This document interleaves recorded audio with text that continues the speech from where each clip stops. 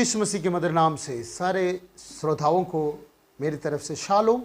परमेश्वर का शांति हम सबके साथ हमेशा बने रहे। आज फिर से परमेश्वर का वचन लेकर आने में प्रभु ने मदद किया। प्रभु का उस करुणा के लिए, उस दया के लिए मैं प्रभु का धन्यवाद करता हूँ। पिछले दिन रोमियो का गीत 15 अध्याय और उसका 15 और 16वीं आयत का आयतों को पढ़ा है, और हम यहाँ पर 16 का 5वां अध्याय और उसका 15 और 16 का 2 भाग पढ़ा। अभी ये तीसरी भाग जो हमने पढ़ा है, मगर उसमें से आप लोग को बताया नहीं।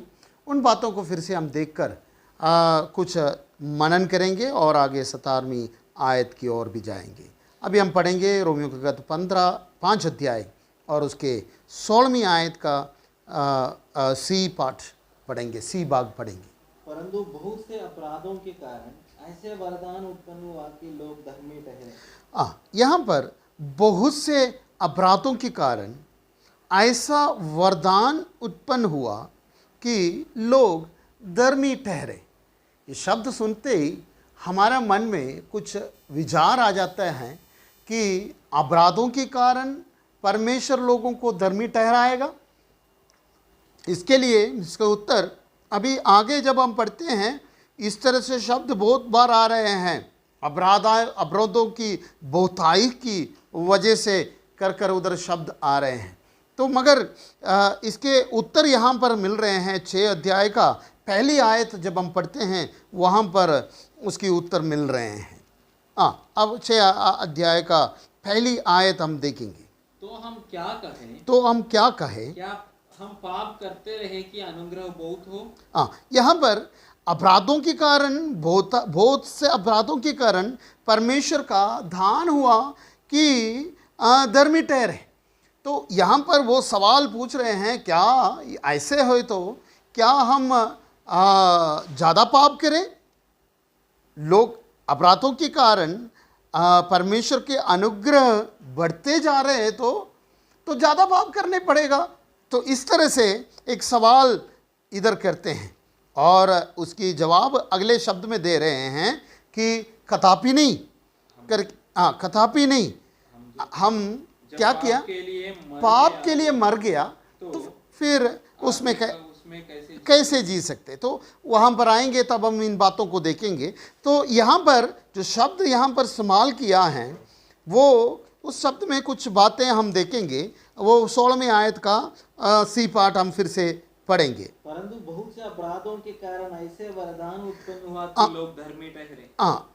बहुत से अपराधों के कारण ऐसा वरदान उत्पन्न हुआ कि लोग धर्मी ठहरे। बहुत से अपराधों के कारण वरदान उत्पन्न हुआ करके बात है, उसके बारे में हमने देखा। अगले शब्द ये हैं कि लोग धर्मी ठहरे। ऐसे वरदान है, जो वरदान क्या है कि लोग धर्मी ठहरे। वो शब्द हमें थोड़ा सा कंफ्यूज करते हैं। लोग धर्मी ठहरे करके इस्तेमाल किया हुआ शब्द जो है हमें थोड़ा सा कंफ्यूज कर देते हैं। धर्मी ठहरे, वास्तव में ये शब्द धर्मी ठहरे करके नहीं है, बल्कि नीतिकरण किया जाए, किसी को हम धर्मी ठहराया जाए। वो धर्मी नहीं है, अपराध है। लोगों को अपराधों को देखकर वचन यूहन्ना की सुसमाचार 3 अध्याय और 16वीं आयत में परमेश्वर का वचन कहते हैं कि परमेश्वर ने जगत से ऐसा प्रेम की कि उसने अपने एकलौता पुत्र दे दिया, ताकि जो कोई उस पर विश्वास करे वे नाश ना हो परंतु अनंत जीवन पाए। परमेश्वर का प्रेम है, जो अपराधी, जो पापी दुनिया के ऊपर परमेश्वर का जो प्रेम है, इस अपराधों का ऊपर इस दया, ये दान हुआ है कि लोगों को धर्मी ठहराया जाए, धर्मी बनाया जाए। किस तरह से बनाया जाए? हम इससे पहले देखा, यीशु मसीह के द्वारा प्रभु परमेश्वर ने अपने उस अनुग्रह और दान को देने के लिए तैयार हुआ। एक मनुष्य के द्वारा पाप आया, पाप के द्वारा मृत्यु आया, मृत्यु का फल और धर्मीकरण या जो अनुग्रह का फल अलग है। मृत्यु का फल जो है, मृत्यु का जो अपराध का फल जो है वो मृत्यु है। अपराध का फल और अनुग्रह का फल में फर्क है। अपराध का फल क्या है? मृत्यु है। हर एक मृत्यु में चला जा रहे हैं।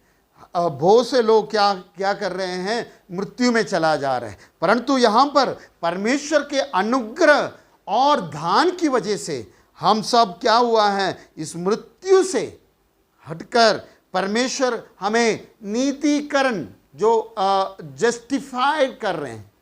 हम सही नहीं है, हम अपराधी हैं, परंतु यीशु मसीह पर विश्वास करने के द्वारा चार अध्याय में जब हम देखा किस तरह से विश्वास करते हैं, हमने देखा है यीशु मसीह पर विश्वास करने के द्वारा हमें परमेश्वर हमें कहते हैं कि ये धर्मी हैं, ये धर्मी ठहराया जा रहे हैं, नीतिकरण किया जा रहे हैं।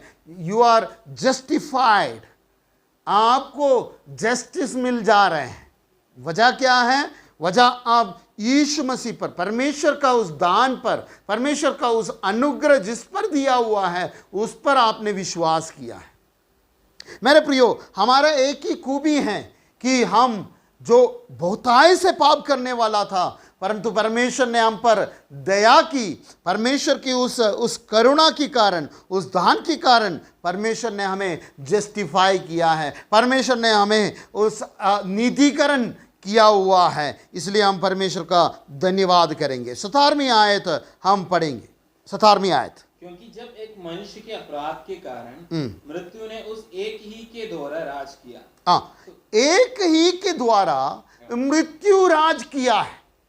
मृत्यु हर एक के ऊपर राज करने का, हमने इससे पहले जो पिछले बातों को हम देखा गया तो 14 आयत में मृत्यु राज करने की बातों में हम देखा है जो लोग को परमेश्वर ने व्यवस्था नहीं दिया, व्यवस्था ने तक आदम से लेकर मूसा तक व्यवस्था मिलने तक का लोगों को ऊपर भी मृत्यु राज किया है। मृत्यु ने उन पर भी राज किया है।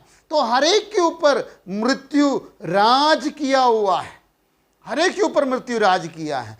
एक व्यक्ति के द्वारा मृत्यु आया और उसके द्वारा हर एक के ऊपर मृत्यु ने राज किया है। आगे, तो जो लोग अनुग्रह और धर्म रूपी वरदान बहुत सा ऐसे पाते हैं, वे एक मनुष्य के अर्थात यीशु मसीह के द्वारा अवश्य ही अनंत जीवन में राज करेगा।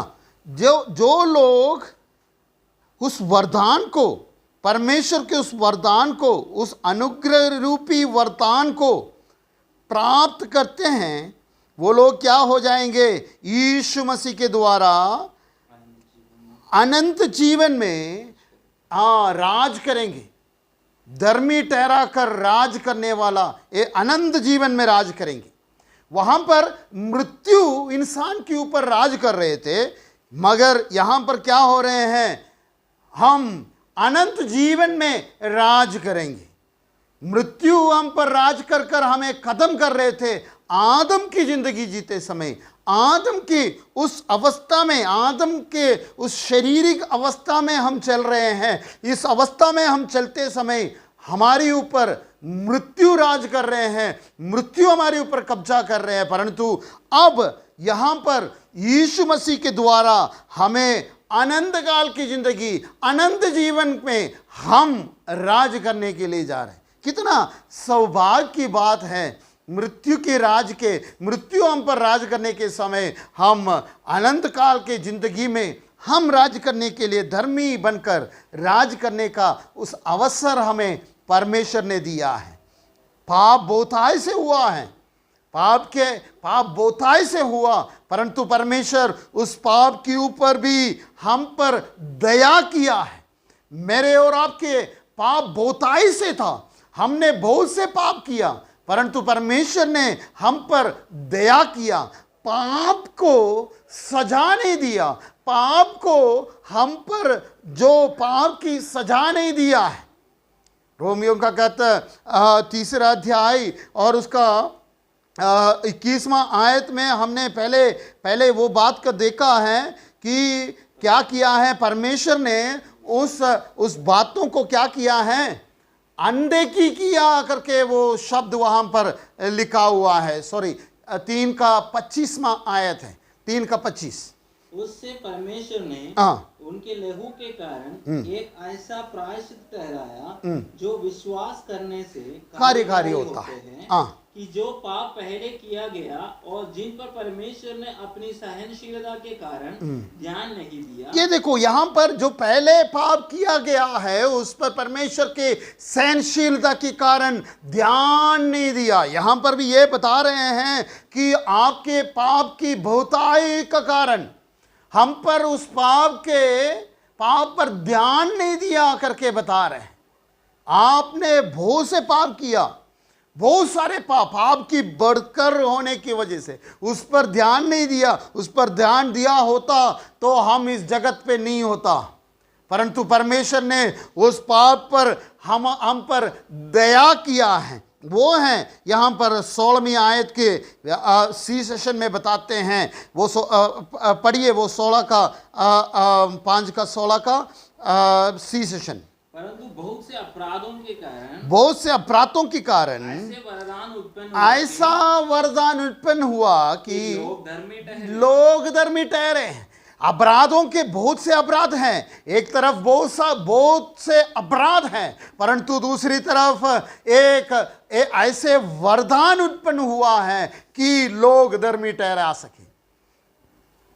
पापी को कोई धर्मी नहीं ठहरा सकते हैं, परंतु दूसरी तरफ इधर बहुत से अपराध उत्पन्न हो रहे हैं, परंतु इधर परमेश्वर का उस अनुग्रह को परमेश्वर ने उत्पन्न किया और उस धान को परमेश्वर ने उत्पन्न किया ताकि लोग धर्मी ठहराए जाए। मुझे और आपको परमेश्वर ने उस पाप से छुड़ाकर इस धर्मी ठहराने के अवस्था में लेकर आया। कितना सौभाग्य परमेश्वर ने हमारा जिंदगी में दिया है, इसलिए हम प्रभु को धन्यवाद करेंगे। इस सौभाग्य के लिए परमेश्वर को धन्यवाद करेंगे, इस दान के लिए परमेश्वर को धन्यवाद करेंगे, इस अनुग्रह के लिए परमेश्वर को धन्यवाद करेंगे। और उस अनंत जीवन जो प्रभु यीशु मसीह के द्वारा हमें मिलते हैं, मौत के वश में था, मौत राज करना था, परंतु यीशु मसीह के द्वारा हमें अनंत जीवन मिल रहे हैं।